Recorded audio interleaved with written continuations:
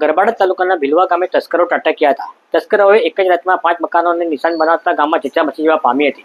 તસ્કરો રોકડ, આભૂષણો અને પશુધન લઈ ગયા હતા. પોલીસે ડોગ સ્ક્વોડની મદદથી તપાસ હાથ ધરી છે. નમસ્કાર, આપની સાથે હું પ્રિયાંક. જોતા રહો સમાચાર વિસ્તારથી. ગરબાડા તાલુકાના ભીલવા ગામમાં એક જ રાતમાં 5 જગ્યાએ તસ્કરો ત્રાટક્યા હતા. તસ્કરો હોળી ફળિયામાં આવેલા એક મકાનની તિજોરી તોડી સોનાની ઝુમકી, છડા અને રોકડ રૂપિયા 15,000 લઈ ગયા હતા. તસ્કરોએ સકરાભાઈ રામચંદ્રભાઈના ઘરે પણ પાછળથી પ્રવેશવાનો પ્રયાસ કર્યો હતો, પરંતુ સફળ ન થતા તસ્કરો ત્યાંથી જતા રહ્યા હતા. અને મેઘજીભાઈ બારિયાના ઘરે પાછળથી પ્રવેશ કરી તસ્કરોએ ઘરના સભ્યોને બાંધમાં લીધા હતા અને ત્યાંથી એક પશુધનની ચોરી કરી હતી. મેરાભાઈ બારિયાના મકાનમાં પણ બાકોરો પાડવાનો પ્રયાસ કર્યો હતો, પરંતુ સફળ થયા ન હતા.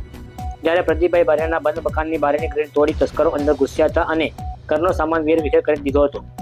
વહેલી સવારે ગામમાં ચોરીની ખબર ફેલાતા લોકો ભેગા થઈ ગયા હતા.